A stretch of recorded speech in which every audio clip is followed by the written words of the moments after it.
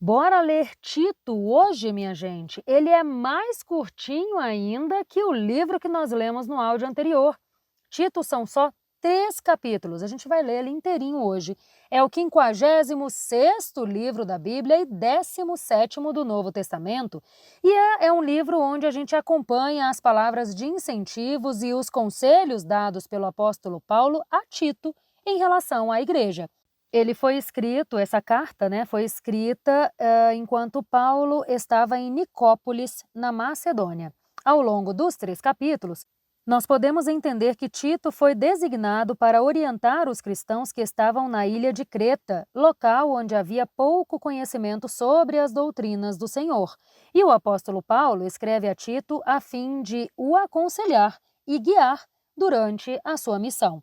Um dos principais conselhos dados por Paulo a Tito foi em relação à escolha de bons anciãos ou presbíteros para a igreja em Creta e o modo como eles deveriam ser instruídos. Paulo também o alerta sobre ter cuidado com os enganadores que transmitem falsos ensinamentos e dá instruções para os idosos para que sejam sãos na fé e sirvam de exemplo para os mais jovens e aconselha os jovens a serem moderados. Além disso, o apóstolo aconselha os cristãos a manterem-se fiéis à palavra do Senhor. Portanto, gente, neste livro, nós podemos acompanhar as instruções dadas pelo apóstolo Paulo a Tito para que a igreja em Creta tivesse bons anciãos e que levasse corretamente os ensinamentos do Senhor, além também do conselho para que todos vivam sãos na fé, afastando-se de falsas doutrinas. Como você já sabe, essa parte inicial da contextualização, cada vez que a gente começa um livro novo, eu pego lá no site bibliaonline.com.br, lembrando que nós estamos lendo a Bíblia na versão NVI. Capítulo 1.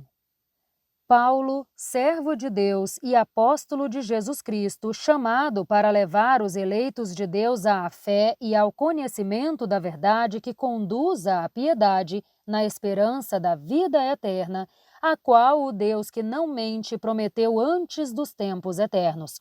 No devido tempo, ele trouxe à luz a sua palavra, por meio da pregação a mim confiada, por ordem de Deus, o nosso Salvador. A Tito, meu verdadeiro filho na fé que compartilhamos. Graça e paz da parte de Deus Pai e de Cristo Jesus, o nosso Salvador. A tarefa de Tito em Creta. Deixei você em Creta para que pudesse pôr em ordem o que ainda faltava e constituísse presbíteros em cada cidade, como eu o instruí. Um presbítero deve ser irrepreensível, marido de uma só mulher e ter filhos crentes que não sejam acusados de libertinagem nem de insubmissão. Por ser encarregado da obra de Deus, o bispo deve ser irrepreensível, não arrogante, não briguento, não apegado ao vinho, não violento, nem ávido por lucro desonesto. No entanto, ele deve ser hospitaleiro, amigo do bem, sensato, justo, santo e ter domínio próprio. Deve apegar-se firmemente à mensagem fiel, conforme lhe foi ensinada, para que seja capaz de encorajar outros pela sã doutrina e de refutar os que se opõem a ela. Porque há muitos rebeldes, que não passam de faladores e enganadores, especialmente os da circuncisão. É necessário que eles sejam silenciados, pois estão arruinando famílias inteiras, ensinando coisas que não devem para obter ganhos desonestos. Um dos seus próprios profetas chegou a dizer: cretenses, sempre mentirosos, feras malignas, glutões preguiçosos. Tal testemunho é verdadeiro. Portanto, repreenda-os severamente, para que sejam sadios na fé e não deem atenção a lendas judaicas nem a mandamentos de homens que rejeitam a verdade.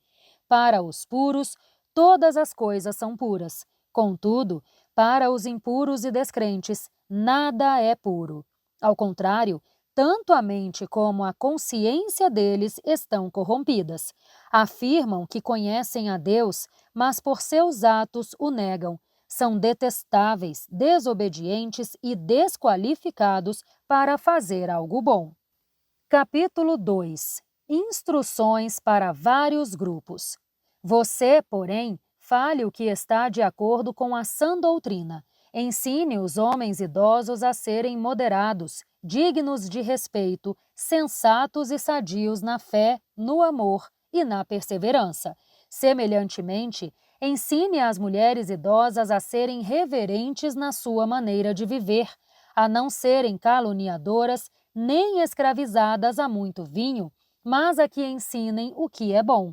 Assim, poderão orientar as mulheres mais jovens a amar o marido e os filhos, a serem sensatas e puras, a estarem ocupadas em casa e a serem bondosas e sujeitas ao marido, a fim de que a palavra de Deus não seja difamada. Da mesma maneira, encoraje os jovens a serem prudentes. Em tudo seja você mesmo um exemplo para eles, fazendo o que é bom. No ensino, mostre integridade e seriedade. Use linguagem sadia e irrepreensível, para que aqueles que se opõem a você fiquem envergonhados por não poderem falar mal de nós. Ensine os escravos a se submeterem aos seus senhores em tudo, a serem agradáveis e a não se oporem a eles. Ensine-os a não roubá-los, mas a demonstrar que são inteiramente dignos de confiança para que, assim, tornem atraente em tudo o ensino de Deus, o nosso Salvador. Pois a graça de Deus se manifestou salvadora a todos os homens. Ela nos instrui a renunciar à impiedade, aos desejos mundanos e a viver de maneira sensata, justa e piedosa nesta era presente, enquanto aguardamos a bendita esperança, a gloriosa manifestação do nosso grande Deus e Salvador, Jesus Cristo. Ele se entregou por nós a fim de nos remir de toda a iniquidade e purificar para si mesmo um povo particularmente seu, dedicado à prática do que é bom. É isso que você deve ensinar, encorajando-os e repreendendo-os com toda a autoridade. Ninguém despreze você. Capítulo 3. A conduta do cristão. Lembre a todos que se sujeitem aos governantes e às autoridades, sejam obedientes, estejam sempre prontos a fazer tudo o que é bom, não caluniem ninguém, sejam pacíficos e amáveis e mostrem sempre a verdadeira mansidão para com todos os homens. Houve tempo em que nós também éramos insensatos e desobedientes. Vivíamos enganados e escravizados por toda espécie de paixões e prazeres. Vivíamos na maldade e na inveja, sendo detestáveis e odiando uns aos outros. Contudo, quando, da parte de Deus, o nosso Salvador, a bondade e o amor pelos homens foram manifestos, não por atos de justiça por nós praticados, mas por causa da sua misericórdia, ele nos salvou pelo lavar regenerador e renovador do Espírito Santo, que ele derramou sobre nós generosamente por meio de Jesus Cristo, o nosso Salvador. Ele o fez a fim de que, justificados pela sua graça, nos tornemos os seus herdeiros, tendo a esperança da vida eterna. Esta palavra é digna de confiança e quero que você afirme categoricamente essas coisas, para que os que creem em Deus se empenhem na prática de boas obras. Tais coisas são excelentes e úteis aos homens.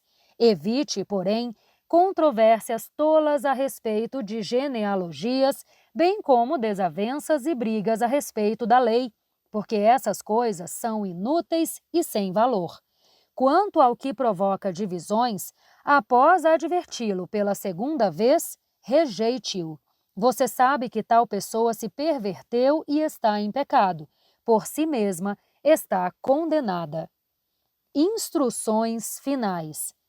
Quando eu enviar Ártemas e Tíquico até você, Faça o possível para vir ao meu encontro em Nicópolis, pois decidi passar o inverno ali. Providencie tudo o que for necessário para a viagem de Zenas, o advogado, e de Apolo, de modo que nada lhes falte. Quanto aos nossos, que aprendam a dedicar-se à prática de boas obras, a fim de que supram as necessidades diárias e não sejam improdutivos. Todos os que estão comigo enviam saudações. Saudações àqueles que nos amam na fé. A graça seja com todos vocês. Amém, gente. Amém e amém.